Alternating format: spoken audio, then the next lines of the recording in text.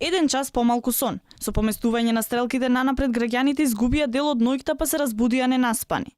Најголем дел од нив вела дека зимското и летното сметање на времето им предизвикува само проблеми и треба да се напушти. Мене ми е подобро да биде едно време, не нон-стоп да се менува. Зашто стварно делува на организмот. Може има некој здравствени, мислам, Добро, можда некој тоа го... Противник сам поместување, зашто да буде цело време што е тоа? Ја мислам не треба да се укине. Навика е кај луѓето едно, кој ќе се навикне на едно темпо и на една се менува, доаѓа малку тука, а понатаму ќе се адаптираат. Европската унија веќе донесе одлука поместувањето за 1 час нанапред на пролет и 1 час наназад на есен да биде укинато во 2021 година. Секоја од земјите членки до тогаш ќе треба да одлучи дали ќе остане во зимско или во летно време.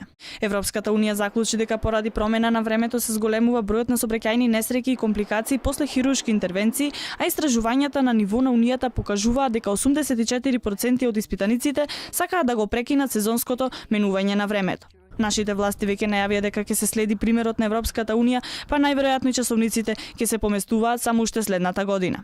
Бугарската крајна десничарска партија ВМРО-БНД пак предложи Бугарија да избере да биде во ист часовен појас со Македонија. Повикуваме владата да го одбере она сметање на времето кон кое ќе остане нашиот сосед, братска Македонија.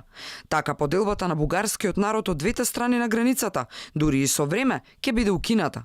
И како што се пее во една убава народна песна, од Дунав до Белото море и од Охрид до Црното море, нема да ги менуваме стрелките. Идејата за заштеда на енергија со менување на времето на часовникот беше првпат спроведена во Германија во 1916 година, а подоцна и во многу други европски земји. Во моментот 64 земји во светот користат летно и зимско сметање на времето. Во Македонија летното сметање на времето е воведено во 1983 година, кога таквата одлука била донесена на ниво на тогашна социјалистичка федеративна република Југославија.